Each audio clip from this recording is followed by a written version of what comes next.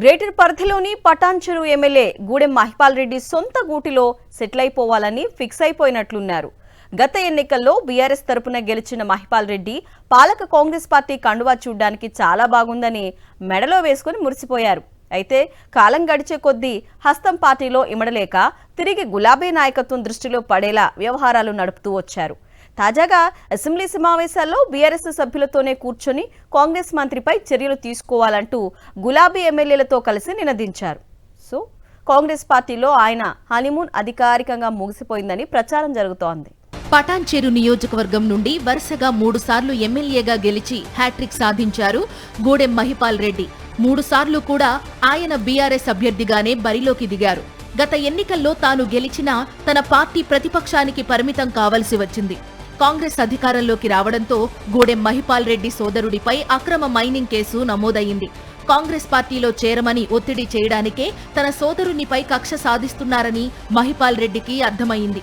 ఈ తరుణంలోనే ముఖ్యమంత్రి రేవంత్ రెడ్డి సమక్షంలో కాంగ్రెస్ కండువా కప్పుకున్నారు. అయితే ఆయన్ను కాంగ్రెస్ లో చేర్చుకోవడాన్ని పటాన్చెరు నియోజకవర్గ కాంగ్రెస్ నేతలు వ్యతిరేకించారు.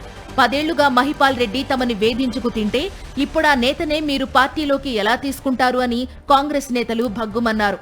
అయినా కాంగ్రెస్ నాయకత్వం తన నిర్ణయానికే కట్టుబడి ఉంది. అయితే ఆ నిర్ణయం ఎంత ఘోరమైన తప్పిదమో ఆ తరువాత తెలిసొచ్చింది కాంగ్రెస్ పార్టీకి. పంచాయతీ ఎన్నికల సమయంలో మౌనంగా ఉన్న మహిపాల్ రెడ్డి మున్సిపల్ ఎన్నికల్లో మాత్రం రివర్స్ అయిపోయారు.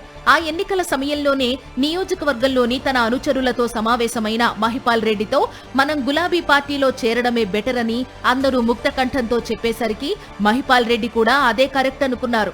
ఆ సమయంలోనే మున్సిపల్ ఎన్నికల్లో బీఆర్ఎస్ అభ్యర్థులను గెలిపించుకోవాలంటూ బహిరంగంగానే పిలుపునిచ్చారు. ఇది కాంగ్రెస్ పార్టీలో దుమారో రేపింది. తమ అభిప్రాయాన్ని కాదని మహిపాల్ రెడ్డిని పార్టీలోకి తీసుకున్న పీసీసీపై పటాన్చెరు కాంగ్రెస్ నేతలకు మంట ఉంది. అందుకే మున్సిపల్ ఎన్నికల్లో వారు సహాయ నిరాకరణ చేశారు. మహిపాల్ రెడ్డి బీఆర్ఎస్ అభ్యర్థుల గెలుపు కోసం పనిచేశారు.